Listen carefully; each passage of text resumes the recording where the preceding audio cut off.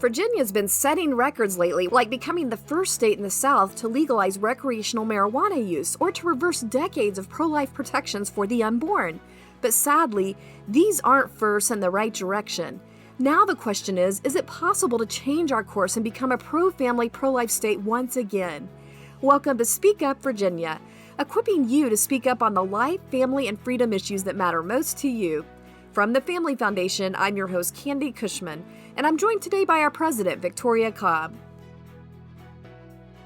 Well, given today's topic about whether Virginia Christians can really make a difference when it comes to turning our state back to pro-life, pro-family principles, obviously a key part of that is going to depend on the next generation and whether they understand that their voices, their votes really make a difference. So, Victoria, what are you and your husband doing to get that idea across to your kids? Just this whole idea that their voice counts and, what it's like to practice civic engagement. Well, sure. We definitely think it's important that our kids understand that this is part of our responsibility. Just like lots of parents, we bring them into the voting booth with us when they're very young, so they go and they see that this is the process. And, with my job, obviously, they go to some rallies and some things like that maybe most kids aren't a part of. But even March for Life, things are available to everybody to participate with, and they're very kid-friendly events. And I think kids should understand that these are ways that we express what we're passionate about in a democracy, in a place where our voice does matter. So you took your daughters, for example, to the rally for Amy Coney Barrett before she was about to be confirmed as a justice on the United States Supreme Court. And I think that was an interesting experience for your girls. I mean, I'm sure they felt special just that you were taking them. But then weren't there some protesters in hazmat suits or something? Yeah, I mean, I'm not going to say that involving your kids doesn't mean you won't have to explain some things. Yes, they literally watched people being arrested, who were trying to break into the building where the, confirmation hearing was being heard. Wow. They have signs, they see things and hear things. So you have to think about what you're bringing them to and what you're willing to have a conversation about. But I still think those are learning opportunities. And I think at the right age, they should start getting involved and seeing it. Well, moving on to our topic today, I know a lot of Christians are concerned about how Virginia is steadily becoming more radically liberal, more pro-abortion, more antagonistic to basic religious freedoms for churches and charities, just to name a few things. So I think the question on a lot of people's minds right now is, can this be reversed? Can we turn Virginia once again back toward the things God holds dear, like protecting the sanctity of human life, protecting the family unit, really even our children's innocence when it comes to promoting sexual experimentation in schools?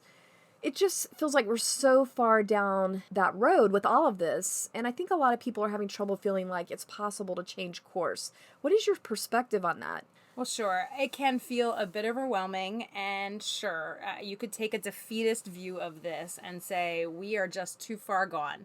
But that's just not what we see through history. It's not what we see in the God that we follow. And so I would say this: it does feel like Northern Virginia and Richmond, these cities, have an outsized influence on the vote in the state. When you have 1 in 5, it's like 1 in 6 voters in Fairfax County alone, which is right outside D.C., you sit there and think, boy, it is hard for the rest of the state that is mostly conservative to make their voices heard. But that is not insurmountable. And I would say this: I have a lot of hope right now simply because we have watched such dramatic policy changes, and they're not things that can be missed. People are going to see a casino go up on the corner of their area. They are going to feel recreational marijuana legalized. That's not going to be avoidable. And so I am hopeful that these kind of terrible policy changes that will harm our families, people will see them and say we must immediately reverse course and make different election choices. I really hope and pray that that is enough to wake us up, to really wake the body of Christ up, because that's what it's going to take. It's going to take the body of Christ, Christians specifically, taking the lead on this. Do you think enough people are going to feel alarmed enough to be willing to risk their safety and comfort levels at this point to really have the courage to speak up on what's true?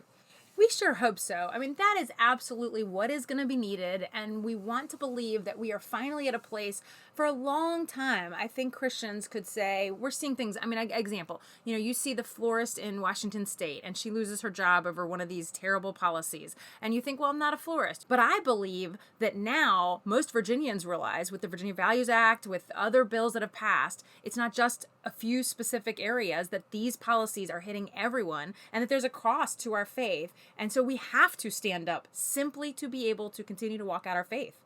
Yeah, now I think when it comes to people getting more courageous, we can take some cues from what other states around us have been doing, especially when there are areas that have been predicted to be more liberal, but they've actually taken some steps back in the pro family direction. I think West Virginia is a good example of that. They just passed one of the broadest school choice measures in the nation. And this is a big deal because it makes schools more accountable to parents by allowing them to use taxpayer money to set up education savings accounts.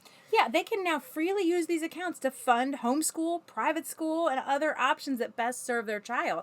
And honestly, West Virginia is an awesome state to talk about because they've had a dramatic policy shift. They weren't always like this. They weren't a state that supported school choice, and now they're not going part way. They're going all the way, saying we have got to enable best education options for parents.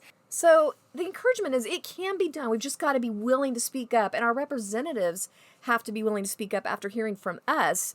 And I just want to give a plug to people listening. If you're looking for ways to speak up, but you're just not sure what to say, or that you just don't have confidence to articulate your viewpoint on some of these complicated issues like transgenderism, I just want to point you to the awesome resources we have at familyfoundation.org. Look for the Speak Up conversation tips, and it's just a really easy to use Q&A format on everything from critical race theory to transgenderism to legalization of recreational marijuana. That makes it really easy for you to talk to your neighbors and loved ones on these topics.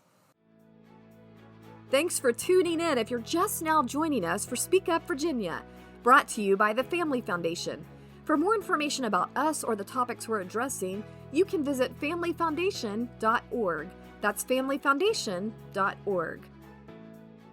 Well, we were talking earlier about how radical liberals are controlling all levels of our state government right now, and I'm not sure people understand what that really means on a practical basis, because they might hear people talking about, okay, we need to go out and vote for pro-family candidates, but they may not necessarily understand how that translates to the practical impact of people with really a more secularist, godless viewpoint running key committees at the state capitol. Can you help us understand how that translates into the practical area?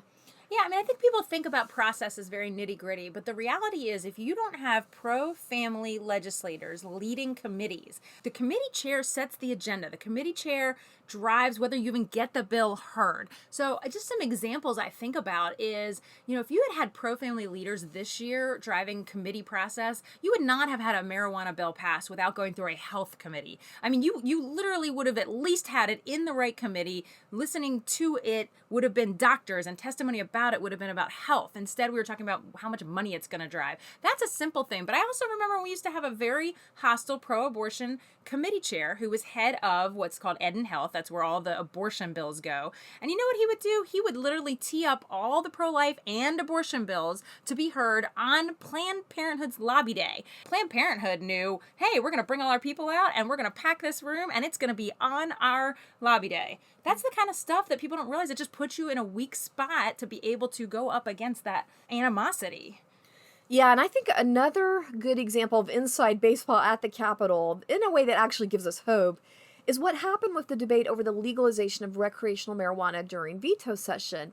I mean, this whole process to legalize, it just felt like a runaway train that you could not stop because it was so politicized. There was so much money behind it. But even despite all that, this came down to a tie vote in the Senate, right? Yeah, I mean, this was a situation where there was a pretty heated debate about when marijuana will be legalized. Is it going to be right now, or is it going to be in 3 years after they work through all the logistics of setting up commercialization? And the reason is because there are people who are concerned if it is legal to possess it, where are you going to get it? It creates a black market. So there was a big debate, and Governor Northam had passed down an amendment that said, we're going to do it right now. We're going to get this thing, and people are going to be allowed to have it July 1 of this year. And that debate actually came down to your point, a tie-break vote in the Senate. And that means just the value of having a pro-family lieutenant governor, because in Virginia, that's who breaks your tie. That one position really would have made a big difference. Unfortunately, we don't have one right now. We have somebody that voted in favor of instant recreational marijuana being legalized. But it's one position and it matters. Yeah, that could have changed the whole ball game. Just like if you have a pro-family person or pro-life person on a committee, they can block bad bills or push through good ones. So it does make a difference. What happens at the state capitol impacts millions of people in Virginia. So how can people feel like they can make a difference in this next election cycle? Because we do have an opportunity to weigh into some of those key positions now.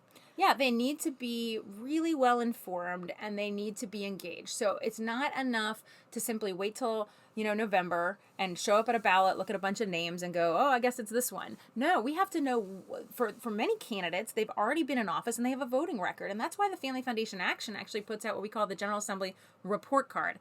All we're doing is taking everybody who's already in our House, already in our Senate. We're looking at how they voted over the last 2 years and saying, have they voted in a way that's consistent with our values? So when you start thinking about, do I want to return this person to office? You can say, yeah, this person's voted my values, or this person hasn't, and so I want to pick an alternate candidate. We also provide something in October that's another, so I call them transparency tools, helping people be able to cut through the clutter and see what's really true. And so in some cases, candidates haven't been in office. So you're looking at, how do I know what they're really going to do? Well, the Family Foundation, the voter guide, the action voter guide that we put out, what it's trying to do is, if we don't have a voting record, we ask them, where do you stand on these things? So we get it in writing so a voter can make the best decision possible when they get to the ballot box.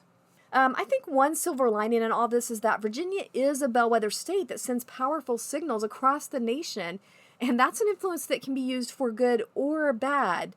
Yeah, well, people do look at Virginia as a bellwether, in part because we have these odd year elections. So always in the year like this, we are the very first election after we've brought in a new president. So people think of it as, this is a state deciding, do we like the direction we're going as a nation? And then they're thinking, what does that mean for what they call the midterm elections, or the ones where we go and elect all the Congress people across the country. And so Virginia, the beautiful thing about Virginia is we can make some great decisions this year, and then we can give hope to the rest of the nation that we can actually make sure that we have a pro-family Congress next year. So what we do gives sort of either this hopeful feeling or sort of a defeated feeling to a lot of other states.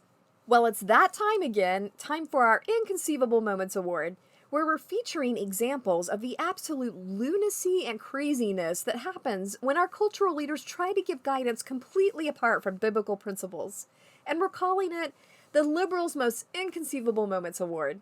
Inconceivable! Well, one of the most serious threats to religious freedom these days is this effort by radical liberals to pack the U.S. Supreme Court.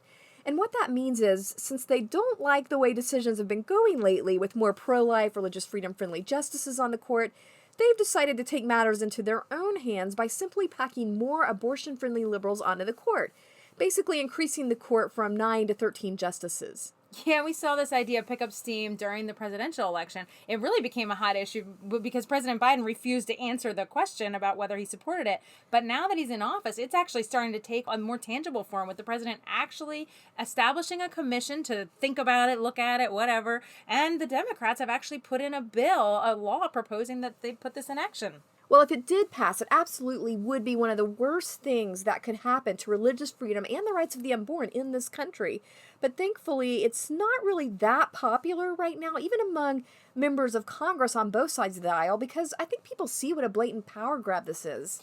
Yeah, that's exactly right. And that's why liberals proposing it have launched into their usual Orwellian speak to try to force it through. Let's just listen to what Representative Jerry Nadler, one of the main sponsors of the bill, trying to convince people that packing actually means unpacking. Let's just hear what he had to say. And some people will say we're packing the court. We're not packing it. We're unpacking it. Senator McConnell and the Republicans packed the court over the last couple of years, as Senator Markey outlined. So this is a reaction to that.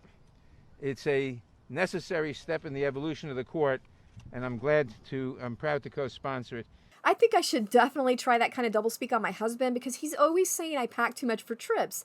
And next time when he sees me packing, I'm just going to say, no, this is actually unpacking. What you see here is unpacking. I don't know. I like to think most people know what the English language has always meant, and that those words still mean those things. So I don't know if you're going to get away with that. But that is why we are going to give this week's award to Congressman Jerry Nadler. He's actually the House Judiciary Chair, so he's actually the head of this whole committee and trying to convince us that words don't mean what they mean. Thanks for joining us for this week's Speak Up Virginia, brought to you by the Family Foundation. Visit us at familyfoundation.org. That's familyfoundation.org. See you next time. And don't forget, we are stronger when we speak together.